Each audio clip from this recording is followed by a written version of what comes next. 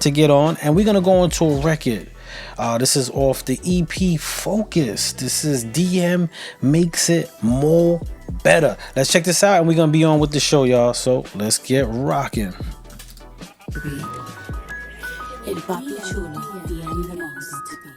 What up, though?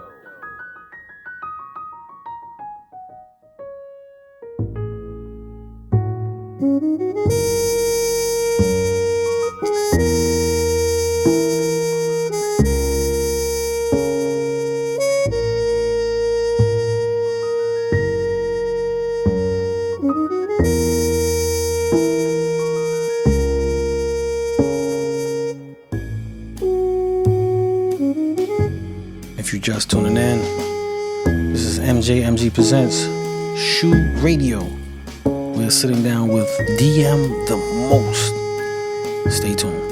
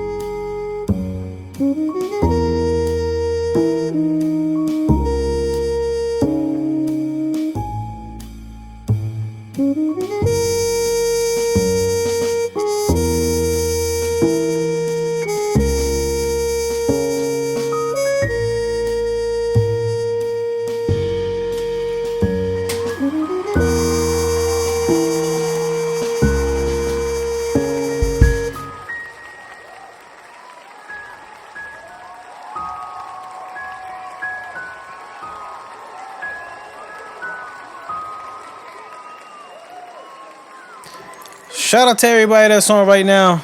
This is MJMG Presents SHU Radio. We are live on this Monday. We got a good brother, creative. I mean, we talking about production, music. He even hosted a show. He's an author. He has a lot of things going on. He's a big supporter of many artists. He comes from a creative mindset, and he's always giving us something dope.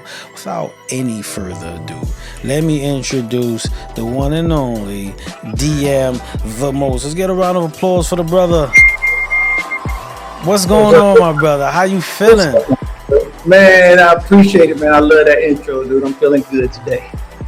My brother, you've shown from the period, and this is just the period of time that I knew you, how creative you have been, man. I got a personal question, and I want to set it off early. You know, yeah. What and when did that creative spark happen? Like, when did it start? So, bruh. All right. So about 2015, I was on my government job doing some training, caught meningitis. Yeah. I coded on them one time. So they induced my coma, put me in a coma. I was in a coma for probably about 6 days or so. Woke up. Well, when I came to, after they pulled the plugs up out of me, the tube and everything, and I could see sound. I don't know how to explain this. I can actually see sound, bro, sound waves and everything. And everything I heard, as crisp as it's a song with headphones on, I could hear everything. So one of my sisters, shout out to E, he was always spiritual, always universal. I started getting into sound meditation. So doing the gongs, the song bowls. Yes, most definite. So I started doing sound meditation, and my brother King Barre, who's probably on here somewhere, he was like, "Man, if you could structure this, I could probably spit over it. I could probably spit up." Seriously, okay. It was so simple as that. My first foray into it, they told me it sounded like video game music. So, so I went back to the lab. Okay. Start actually putting myself to work trying to learn how to make music. Went to Full Sail. Okay. Actually went to Full Sail, did a little production, and I owe that to my daughter, who's a video game maker. She actually helped create a video game called The Last of Us. So wow. So I went to Full Sail and just kept honing my craft and still honing my craft, trying to get those 10,000 hours in. Always, yes. So that's how it really started, man. It started from a coma. Wow. Yeah, it started from a coma, man. Coma. So as you, I mean, from that situation with the coma and going into school, was it the thought of like, I'm taking an interest in this, or it was like, I'm gonna become, this, I'm producing, I'm making tracks. So this is what I'm gonna do. No, man, that's a good question. No, it never was like that. If you ask my favorite producer, if anybody in my circle know, I love Just Blaze. And the reason why I love Just Blaze, because Just Blaze he's smart because he went and got live music. I always messed up these brothers' name out of California. Is it 1200? Is it 1200 or less? I can't think of it. Okay. Anyway, they do live music, and he'll make the tracks, and he'll go back and say, "This is what I need, this, that, and the third." And he wasn't so humble that he thought he had to do it all himself with samples and an MPC, And I thought, thank you, 1500. 1500. Yeah. And 1500 or nothing. And it was just dope to me the way I saw it moving, because I was all about sound. I was about the sonics of everything. I didn't want to be super paid. I used to joke that I'm a starving artist, but I ain't starving. So I didn't need this to make money.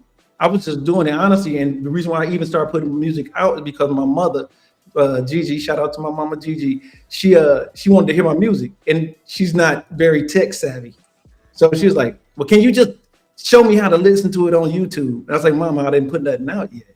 So instead of just sending her MP3s, I said, "Let me start putting it out." My sister told me, shout out to Jazz. She was like, I said, "Man, one day I'm gonna be able to put some music together and put it out." And she said, "Why not now?" And I was stuck, but she put you on the spot. Like, why not now? From the Bronx, man. You know how they talk. So she's like, "Why not? What are you waiting on? Why not now?" I'm like, "Cause I'm not good enough to." So who says you're not good enough? Not everybody likes your sound, but you do. You love your music. Put it out there so people can hear it. Give them a chance to hate it. So I was like, okay. So my mama loves it now because she can just go to iTunes and pull up a track and play it. Like, that's my baby. How mama. Yes, that's my baby. Now, you said something real quick. You said, in reference to the why not now, and you were like, I'm not good enough. How did you overcome that part? Like, did you just go for it, or was that a development through the time frame of you producing? How did you get past? Because that's a pinnacle that I think artists and creatives reach, and that could be their give or take of like, if this gonna happen, that self-confidence to feel like, am I good enough? Well, yes. So through the music, I just incorporated how I came up. All right. Okay. Little backstory. I was an Army recruiter. And if you know recruiting, if you know anything about anything kind of sales, right? You start the conversation with no. So now that you got the hard part out the way, keep going. Push through. Push through. Fear is crazy because people tend to be scared of being rejected. I lived in rejection. I grew up in rejection. Shout out to the east side of Detroit, baby. Like I was rejected every day of my life. So it's like I never feared being rejected more so than fearing not being able to accomplish something. I don't want to be on my deathbed to say I wish I would have. You know what I mean? Yeah. You know, I feel that. yeah, that's where it comes from, man. It's just like, okay, you don't like it, that's cool, bro. Like I'm losing nothing, but I'm gaining knowledge. They say a winner only wins and learns lessons. They never lose. They never lose. That's real talk. That's real talk. Shout out to that one. That's a gem right there in its essence. Now, Yeah. going back to putting out music and working on your first body of work. How was that working on your first body of work? I know now, you he put the big smile came. How was working on that first body of work, my brother? Bro, the first thing I did, so I used to all the producers out there, I started off on Ableton, which probably wasn't the best thing. You know, everybody say FL, everybody say Logic. I started off on Ableton. And I didn't know how to sample anything. I didn't know how to pull flags. So all mine was Tonka toy. Like seriously, it sounded like Play School, my first keyboard. The old Casio, that's what it sounded like. You know, my old Casio. And it was, I put it out there because I heard something in it. Like I said, I was always about the sonic of it. But my partners that was into the music, they was like, dude, do you even know how to level? You know what leveling means? Everything was on 10. Everything was on 10. You had everything bumping. Everything bumping hard. Everything. Oh man. So after that, and I know going to school was probably a really good element of setting you into the field. Now, and the reason why I'm posing this question, sometimes we look at, oh, I could learn it on my own. And then there's some people that were like, well, if I go to school, I'm going to find out everything. Could you talk about like if there was an between stuff you learned in school and some of the stuff that wasn't in school, but you had to figure out on your own? How was that instrumental into who DM the most is? Well, first of all, I learned how to use a metronome. So I was on my Jay Dilla for a while, man. And I was by ear. Hopefully it sounded right. But no, what it did for me, honestly, school. And there's some people that's super uber talented. Some people could pick up an instrument and play it. I'm not that person. Gotcha. So I was like, man, I wanted to push it beyond what I was comfortable in. So there was a comfort. There's a comfort in not knowing. Ignorance is bliss. So I'll just make whatever I could. But then I learned different pieces of equipment. I got to talk to real producers. I got to talk to, like I said, my brothers. They're the most talented, best rappers I know. They were into the studios and they saw things, and I would pick up pieces here and there. Instead of I know some people feel like they don't want to collab with other people because they feel like maybe they're better than them. Yeah. But I'm like, hey, show me how to do that. Hey, can you show me? Like, do that again.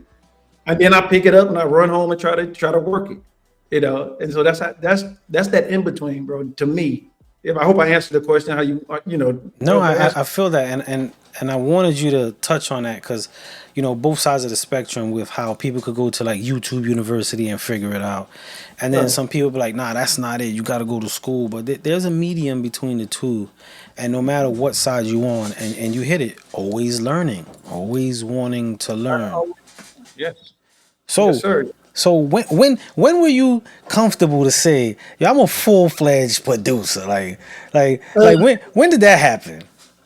Shout out to my man P. He tough. Well, one of my best friends in the world, man. He was just like, dude, because I was sitting up there again.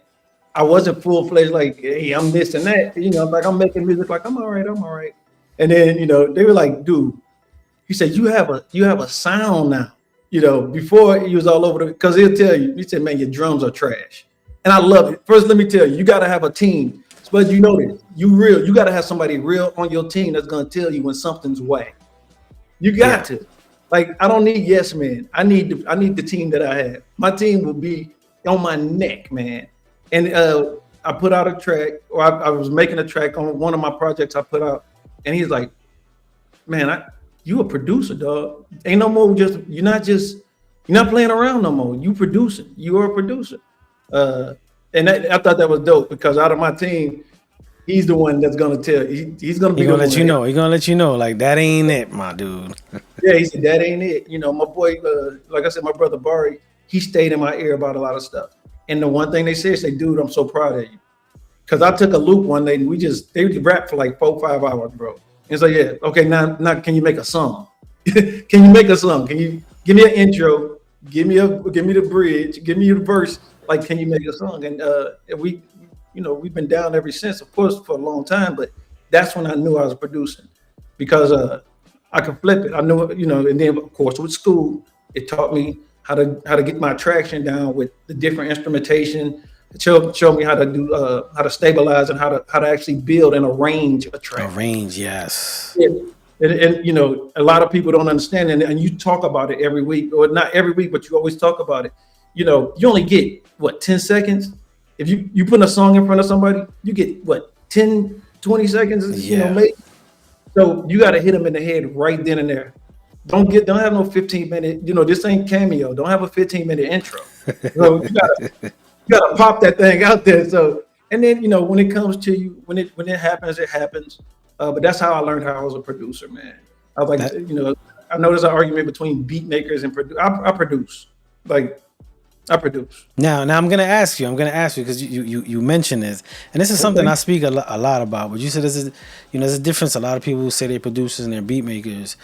In your viewpoint or standpoint, if someone had to ask you, like, what do you mean by that? Like, what are you talking about as producers and beat makers? How would you define that? I think financially, the term beat maker came up financially. This is just my opinion. I think it's a financial thing, as far as who gets a piece of the pie. If you're a beat maker, then you're relegated to get this. You get a nice beat, nice track, but you didn't engineer it. You didn't coach the artist into hitting a certain octave. You didn't do certain things. Everybody's not Quincy Jones or Dr. Dre or everybody can't go in there and orchestrate a production studio session. Okay, yeah, that's true. Some people sit with their laptop and they grind away. That's a producer. I don't even play the beat maker thing. I don't like hearing that because to me it cheapens it. Even though some people, all they do is make beats. Just people that's hot, that has great drum lines and loops and everything. And they cannot, for the life of them, put a melody on top of a chord. I get that. But if you produce music, I heard somebody say this the other day, man, blew me up. Just like, yeah, as soon as you send that track out, it's no longer you. You just became a beat maker.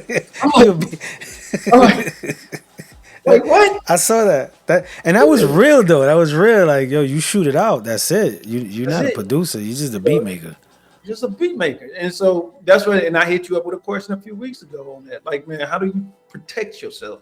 And a lot of people that's in the industry. Well, I'm all in the industry like that. But I've noticed that a lot of people that's what shut people down. That one man show thing. Like they're protective of their brand or their artistry or their creativity, and they're scared to get jerked. Yeah. And if y'all don't come listen to Spud, he's self-deprecating. He'll tell everything. He'll tell you when you got jerked. Tell him when you got jerked. Tell him about the 2 years that you had the catalog for Sony. And do nothing. Nothing at all, bro. The entire catalog did nothing. And man, like I told you when you said, I say, dude, I'll probably still be in there right now, digging, still. But it happens. And the thing is, and we talked offline a little bit. And I know you're gonna get into it, but it's like you just got to get out there, man. Don't think you're gonna get a $20,000 bag. Somebody, little baby or somebody gonna pop up and hear one of your songs and just pay you a king's ransom for that track. That's true. You just got to get out there. Sometimes you got to give beats away. Sometimes you have to, if you, in my opinion, if you are serious about your craft. That's true. That's real. It's a give and take. It's a give and take. One of the best advices that I got was from a brother named Preacher. And this was before I got into the game. And he was like, yo, Spud, once you give that thing away for free, everything's gonna change for you. And at the time I was like, you bugging. Like, I'm not giving nothing away. Everything is for charge. But he was onto something. Because once I let something go for free, life actually changed for me. I'm saying make an investment. Miss Jackson said it's an investment, and it is. It I is. was just about to say make an investment. I do have a question before I go into another one of mine, but it's coming from the chat. Shout out to Diabetically Speaking. I love that handle. I love that handle. They asked, did you put out an album before you went to school? Yeah. Oh yeah. I put out a couple of albums before I went to school. So I did the Full Sail because again, my team, they was like, man, go to school. You know, if you want to learn something, you want to learn more how to get the structure to go. But I put out, man, you must be this tall to ride. That was a straight shot towards. There's an album that was towards the youth, the younger listeners. Like, you must be this tall to ride. If you don't understand where this track is coming from, Gotcha. it started off. The first one started off the one that was mangled, and you probably can't find it nowhere. It's called The Hobby. Then the next one was More Than a Hobby, because now I'm spending money. I'm actually spending money on my equipment. And then You Must Be This Tall to Ride. That was like 20 something tracks, and I was emptying the hard drive and going through, and I got this track in. So yeah, I put out several, and they're all out there right now. Like I said, I think I told you earlier, there's two things I pay: taxes and TuneCore. I keep my music online because one day somebody's gonna say, and if you really want to know what my goal is one day to hear somebody humming one of my songs, man. Just, I don't know him from Adam. I'm at a stoplight. I hear my track, and I'm like, man, notice I just say I want to get paid. I mean, I do. Nobody, everybody wants money, but the recognition of somebody liking your music, that's everything, man. Yeah, I think, and I love that you touched on it. I think in this day and age, the meaningful or the intent for the reward, it gets discombobulated, and I think that really interrupts the creativity. Like, people are just doing it for the idea, the concept, for the check, when you don't really put that much creativity in it no more. But when it comes from you and you expressing, it will pay off. It will pay off. Now, you put out albums before you went to school, then you went to school. Was there a moment after school that you were like, do I really want to do, like, am I gonna do this, man? Like, now I gotta be a content creator, and I gotta do, like, was there ever that moment where you like, bro, I just want to make music and put it out and someone like it? Yeah, but I know there was a moment, man. I gotta keep pushing stuff out there, and I knew nothing about it. CapCut, whatever. My brother Barry, he's a shout out to Barry. He on right now. Yeah, that's diabetic. That's diabetically speaking. That's a fire name. This dude can make movies on a phone. You feel me? Like, and he went to school. Shout out to Full Sail. He went to Full Sail for videography and filmmaking. And yeah, so I was like, man, do I have to do this? Do I have to sit out there and post? And yes, you do. And not just post for the first week before your song come out. You have to continuously. I learned that. It used to be on this thing called Bigo. You ever heard of Bigo? Yeah. I used to be on Bigo. I was making some bread on there. But it was 20 hours a week, man. You talking about with a job? I wasn't sitting in the studio. I was just trying to create, and it's like there's have to be a happy medium between that. So you'll see me do a reel, you'll see me do a story, and it'll be with my music. So yeah, you don't want to have to do it, but in these days and times, brother, you got to do it. There's no more street teams. Yeah, you gotta be on it. Yeah. You most definitely gotta be on it. Now, with that being said, no street teams. You doing it. We all gotta put in that work and do all that. And then you mentioned having a team. Are you still riding this, like figuring it out as you go on your own, or you're incorporating with a team now to build that infrastructure? Yeah. So I'm a part of a music. So we have a production team, 3FX MMG, multimedia group. And so we still doing our thing. Once all the brothers could get together and get lined up, and we did put out a project a couple of years ago called Now Here From Nowhere. But I still am doing the D and the most thing. You know what I mean? And I'm whenever they're ready to do it, whenever they're ready to get on it, then we'll get on it and get back into it. But I can't stop, man. Spud is like I know. Like It's like, bro, and first of all, music is actually therapeutic for me.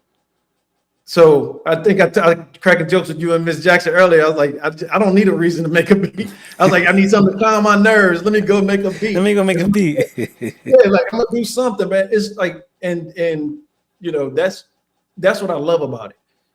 Music is for everyone, whether you listen to it, whether you make it, whether you review it, whether you A&R it, whatever. Bro, you can't go wrong if you got a nice song or you come across something, and it's memory. Yeah. There's a song right now in your head, probably not right now, but later on you hear a song, you're like, man, I remember when I heard this when I got out, or I heard this when I was, and that's the essential of DM the most. I do the most. I was given that name for a reason. I do the most. Yeah, I tried to, man. So most definitely.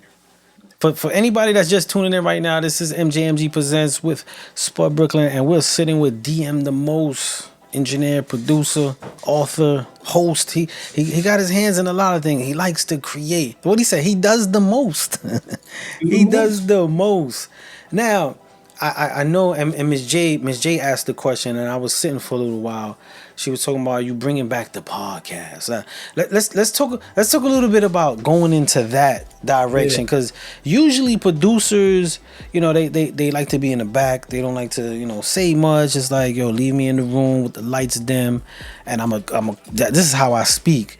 But you actually came from behind that and stepped in front of the mic. Let's talk about what that all stemmed from. That stemmed from, again, my inspiration, my team, man. And bro, we did the podcast. Me and King Barry said we're gonna do it. He said, let's do a podcast. And I was like, man, I don't have anything to talk about. He said, dude, I was like, man, you got to stick to a script, and I can't do that. I got ADHD. And he said, well, that's the name of the podcast. Bam, right there. And when he said that, it's like, the lightning in a bottle thing happened. I'm like, oh snap. Yeah, let's do it. And so we did that, and so when we were putting it out there, nobody could find us. Spud, you know how many podcasts called the ADHD podcast? Wow. Like 10,000. I think we was tripping. Like, people would try to hit us up. Like, I was looking at some white dude talk about his issues and what pills he take. I'm like, that ain't us. That ain't us. That's not it. So we changed it. We changed it over to the Left-Handed Kings podcast. Man. And it was dope. But like I say, life was life, and we had to make different moves at that time. Got some things we had going on in the background, and we gave it 1 year. Okay. And now I'm ready to probably get back in there. First of all, let me shout out to Spud Brooklyn. Shout out to Back to the Lab, because y'all was the inspiration behind me. Because we was watching y'all. We like, man, we could do that. So we can't. We're not A&Rs. We can't get up there and teach people out in the game, and we ain't in the game. And but we love music.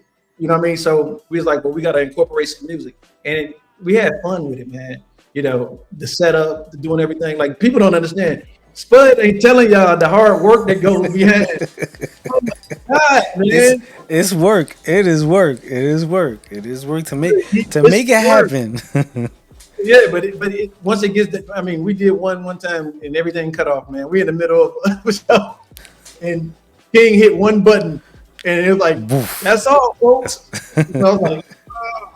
So yeah, I want to get back. I definitely want to get back in the pod. I want to get back in front of the camera. When it comes to the music, I love being behind the scene.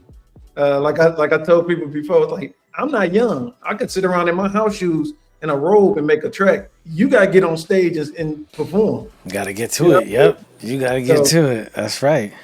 Yeah, definitely. Now, my brother, you took your creativity around the world, and you got behind the pen. You even got behind the pen. Let's talk about that transition and what inspired that, especially in this climate. You don't hear a lot of people going in that route. They're usually in that route, coming out of that route, going into something else. But you went there, and you're telling the story. Like, talk about that a little bit. All right, so I'm a storyteller, bro.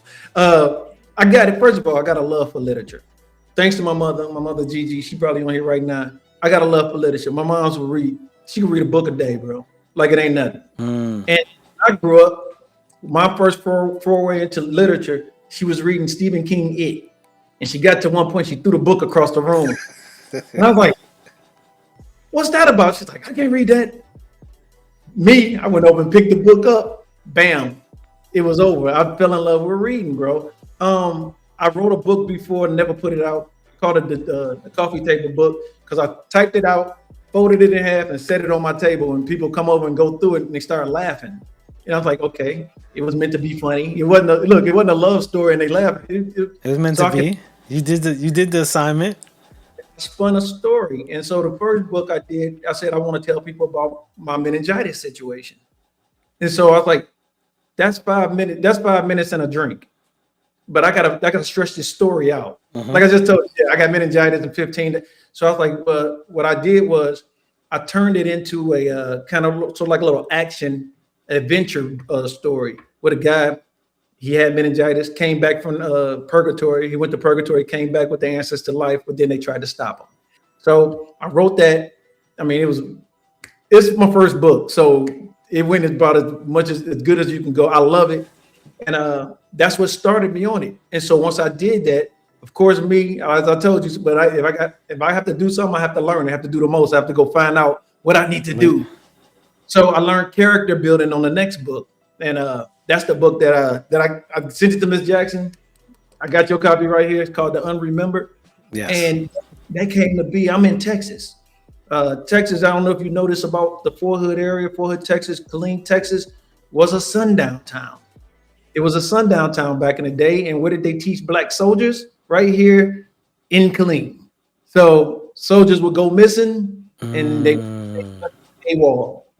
You know what I mean? So there's a mural. There's actually a mural in one of the towns that they flooded the area and turned it into a lake, right?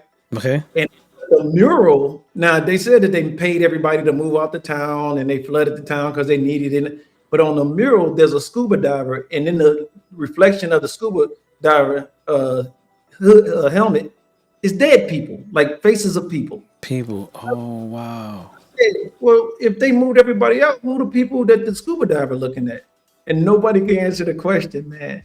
So the book is the one that I'm loving on right now that I'm talking about is The Unremembered. You know what I mean? So it starts off as a dude just going back home, facing some dark secrets or whatever, what have you. But it's a little more deeper than that. The forgotten soldiers, the soldiers that were lynched, their ghosts, they wanted retribution. They wanted to be remembered because they had buried them unmarked graves and everything. And so they came back for justice. And that's what this book right now is about. And I'm loving it. And the sweet part about it is I wrote this book before Sinners came out. Okay.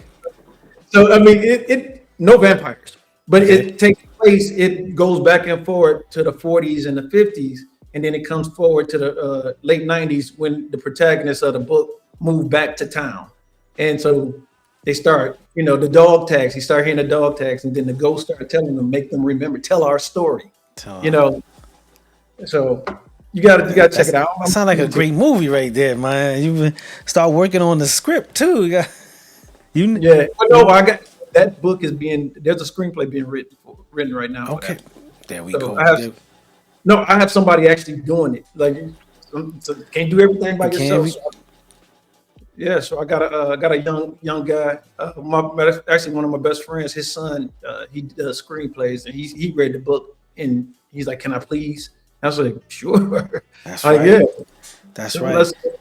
Now, writing a book takes some time, and then not only writing the book, getting the book printed, published, and out for distribution. Could you talk a little bit about that process of like how? Because it's not just I wrote it, I put it out. Yo, check out my book. It's some work. Could you talk about that work in it? It is. So honestly, I did it self-publishing. I did it through Amazon.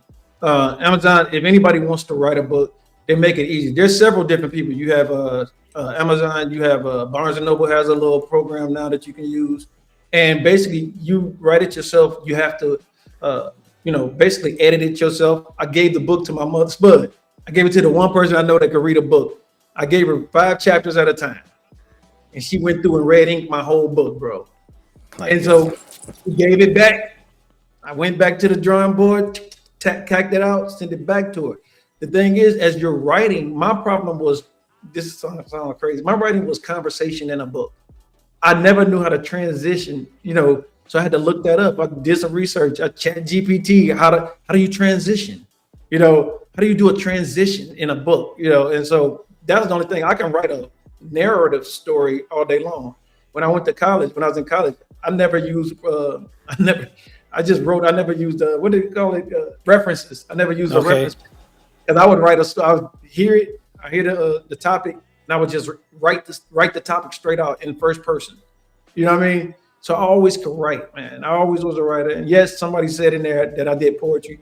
I just looked at that right now. I got a box of poetry that my homies come over like, dude, you should rap. No, that's not. I mean, you created it around everything else. You're not getting in front of the mic like, yo, check it. Even doing a spoken poetry on your track type of thing. I don't know. That could be something down the line. My mother's actually featured. My mother's actually featured on the "You Must Be This Tall to Ride" album. She did a poem.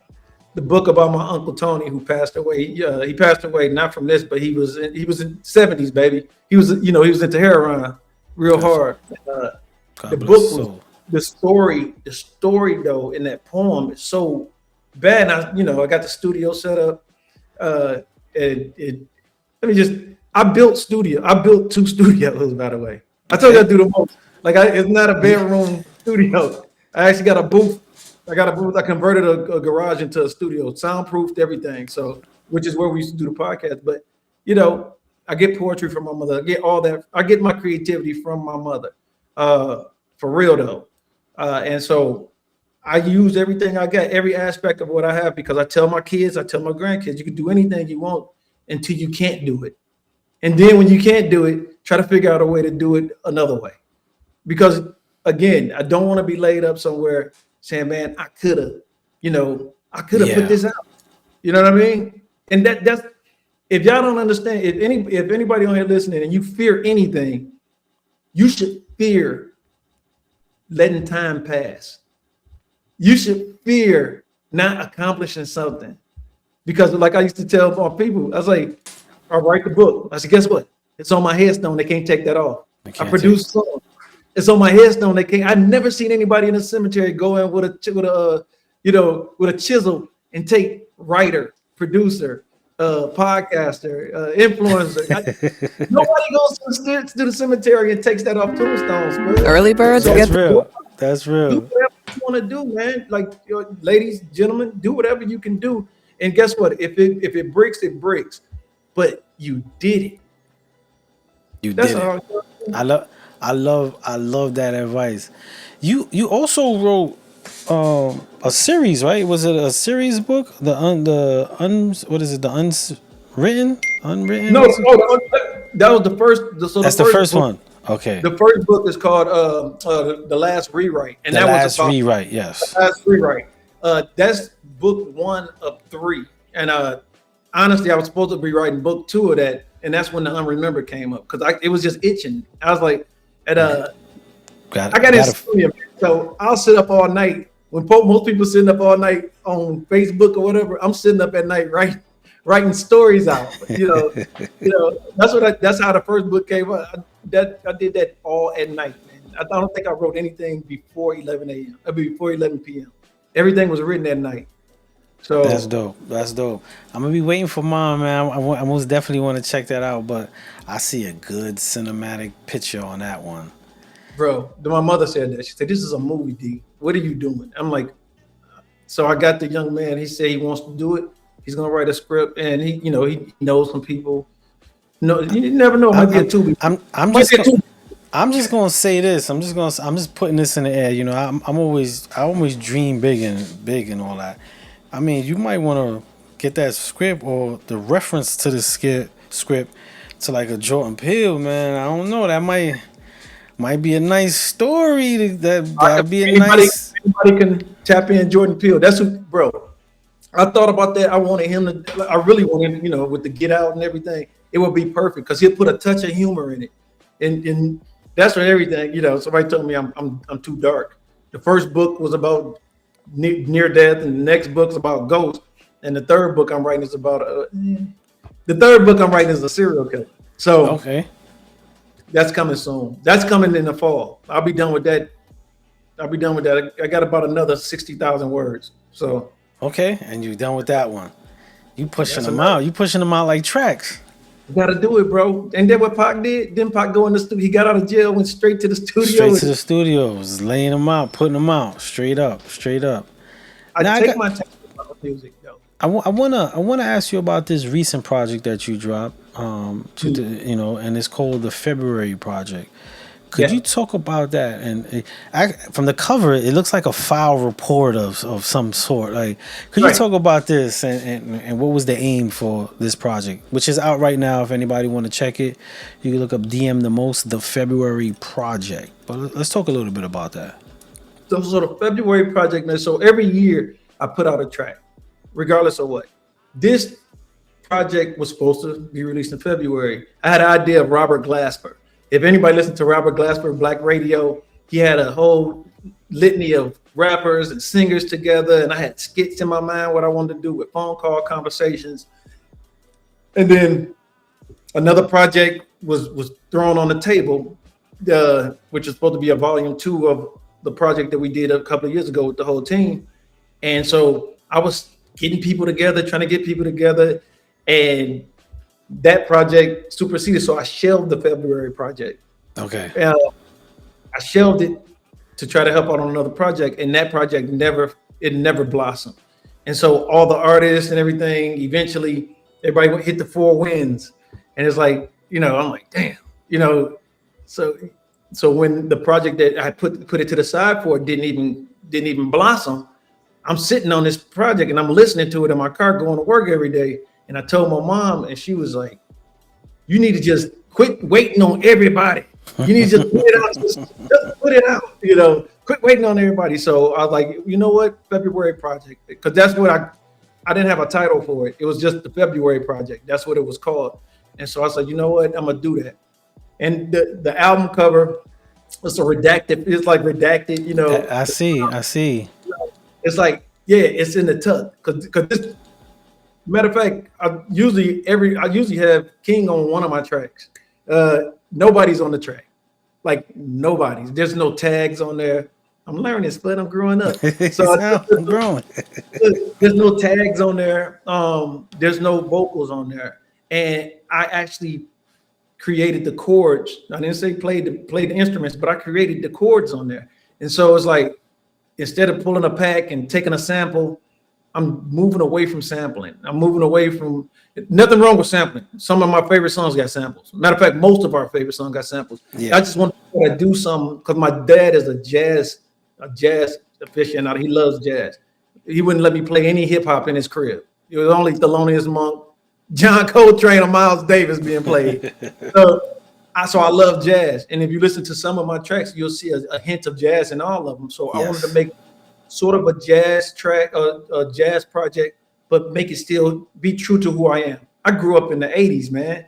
I'm a 70s baby. I grew up in the 80s in the heyday of what hip hop was to us.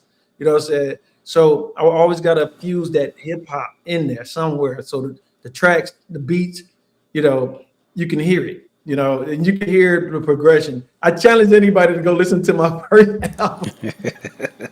Check it out. Don't listen to the first album, but no, that's where that came from, the February project, and I'm loving it, man. I love all my tracks. Somebody asked a question earlier. I know you don't see them all when they go through, but there's like what's your favorite album? And what's the favorite track? Your favorite track? This is not a cop out. I love every one of my albums. Right? There are songs in there that just stand out to me all the time. There's a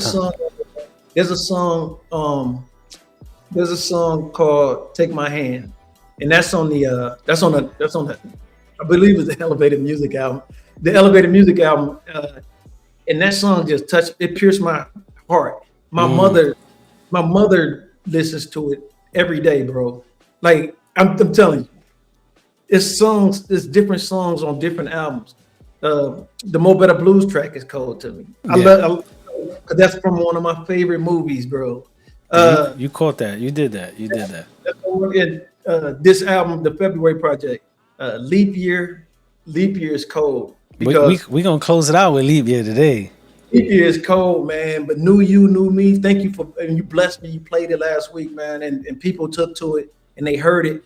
You gotta understand. If you love music, you gotta love music, man. You can't just be hip hop every time. You know, I'm talking to the audience. You know what I'm saying? Sometimes, because you know your mama was listening to, coming up listening to, I don't know, Donny Hathaway. Y'all wasn't always listening to like rap music. You know what I'm saying? Yeah. Sometimes you want to cruise. Sometimes you want to, sit back and vibe. You know what I mean? So, yeah, man, that's February project is dope. There is some songs that didn't make the cut. As you know, you could do what 60 songs, 40 songs, and only 11 making. Yeah, you know what I mean? All right, this fits the field and the mold. The rest of them is not making the cut. Yeah, it's not gonna make it. So there's another EP in me that I may release. I do got to tell you. I don't know how pressed for time we are, but I got to tell you this. No, please. Okay, so there's an album that I did called Elevated Music. I played it for a family member. And I played, say, man, I thought you was gonna come with some of that hard stuff, bro. I thought you was gonna come with some hard shit. This shit sound like elevator music. So I told my people, I was like, hey, he say, I say, hey man, he said my music sound like elevator music. And one of my brothers say, flip it. It's elevated music. And so I'm like, bet. So let me throw something at you. What's happening? Each song title off that album is a chapter in the book called The M Hotel.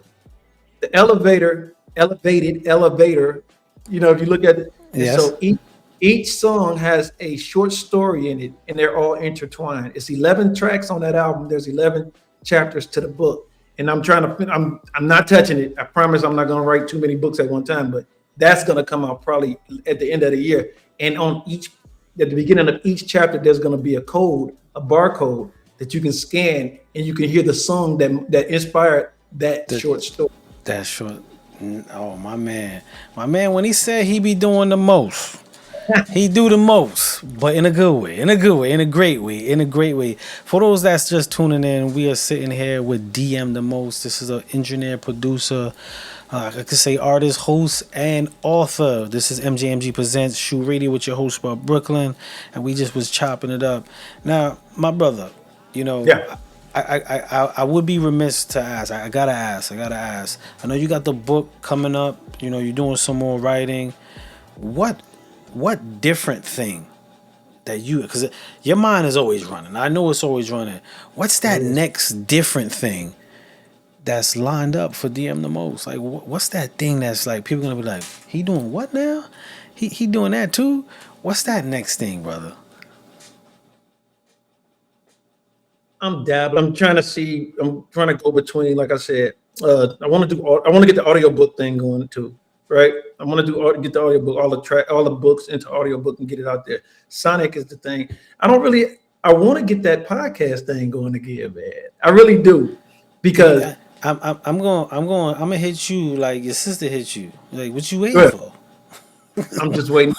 I gotta move some stuff out the way so I can focus on. I am gonna get back into the podcast, man. Like I said, once I get everything settled, there's a lot of things moving around behind the scene right now.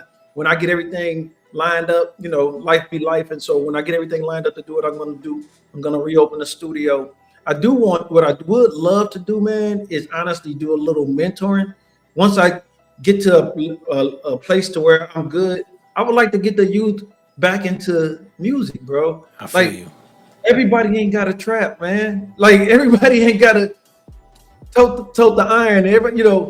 And I just think about it. Had I, and here's that thing again. What if I'd have done this 10 years earlier? What if I'd done this 20 years earlier?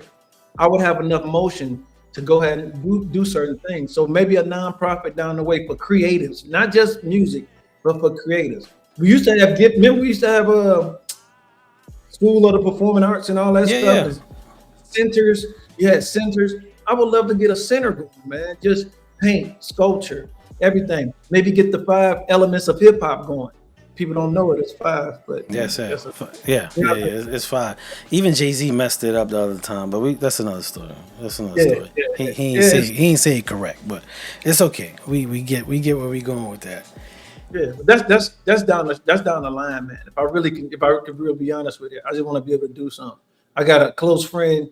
She wants to start her own school up, and I thought that was the dope. When she said that, I was like, "That's dope." Not Dr. Umar school, but I'm that's a joke. He's in not that. If you listen to Dr. Umar, I was just kidding, man.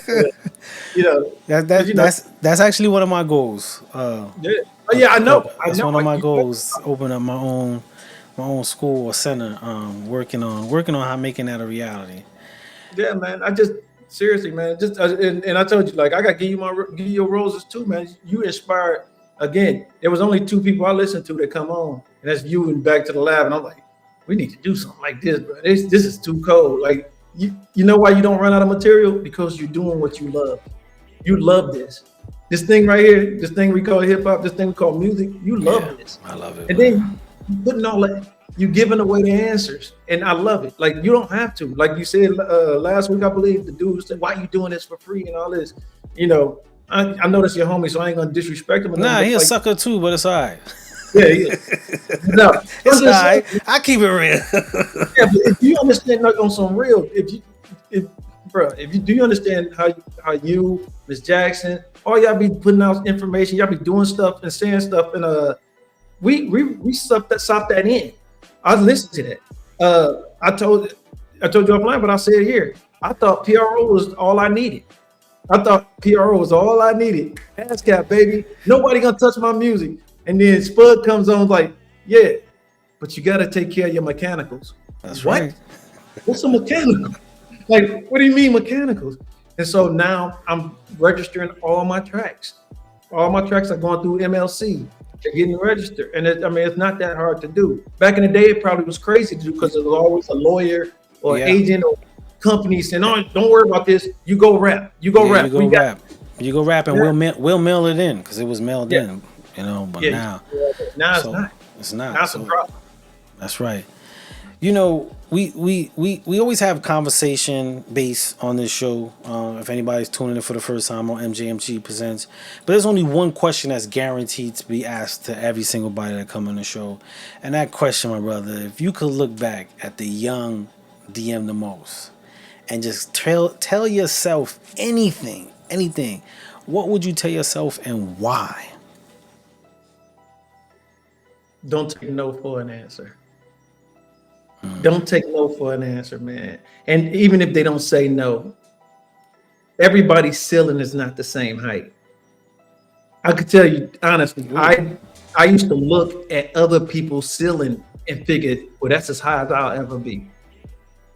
That's as high as I'll ever get. Everybody's ceiling is not the same height. You got to know what your ceiling is. That's true. And next thing you know, you're looking at somebody's roof that you looked up to because you thought that they were at the top, and now you're looking down on their roof. Don't take no for an answer. Don't be scared to put yourself out there. Be nervous about it. Real quick, I used to tell people this. Because my job, people are transitioning out of the military, getting out medical disabilities and stuff. And I asked them, so are you scared or are you nervous? And they say, I'm scared. I said, don't be scared, because either you're going to run away from a blessing or you're going to be stuck like a deer in the headlight. Mm-hmm. But when you're nervous, you're trying to figure out how to get to the next step. You're trying to figure out what I need to do this. Don't be scared. Be nervous. I'm always nervous, man, baby. That's my thing. What the Hawk say? I'm always mad. No, I'm always nervous. I'm always thinking about what I need to do next. I need to hone my skills a little bit more. When I make my music to put you in a world of DM. I want you to understand that you can't dance to this. You can snap your fingers, you can clean, you can do your homework, you can vacuum, cut it on and go clean the kitchen. And then when you're in my books, you in my world. That's what I'm trying to do, is bring you in my world. So if I was a younger me, I would start sooner, move faster, go harder, fall harder, so I can get up quicker. Because if you don't do it, I swear to God, you can't do it when you're in the grave. Trust me, I've been there. It wasn't a speaker around. It wasn't. You know what I'm saying? He said you can't do it. He said there wasn't a speaker around. It was Trust a and believe. You can't make nothing happen when you reach that point. My brother, you know we in the era of everybody getting their flowers, man. Mhm. And here at MJMG Presents, we don't give out flowers. We give out honor because honor do last forever. But we want to give you your honor, man. You've taken the journey of creativity and not just made it a personal passion of expression, but also a learning and growth. You took in some ideas of things that you want to do and you put it in essence. Even when the times got challenging and there's possibly the face or the fight of doubt, you still push through to actually get that expression out. And as you got your expression out, you didn't end it with the completion of the accolade that you reached your destination. You kept going on this journey of creativity, reaching new heights, new ceilings, as well as success, man. So I want to give you your honor, man, and praise you for your energy and what you putting out. It's inspiring, especially when people hear the stories and the things that you've been through and the moments, you know, even when you mentioned like I didn't feel I was ready, and then you're like, you know, I gotta put it out, and then you grow into that. So I want to thank you most definitely for that, my brother. I appreciate you, man. I appreciate you, bro.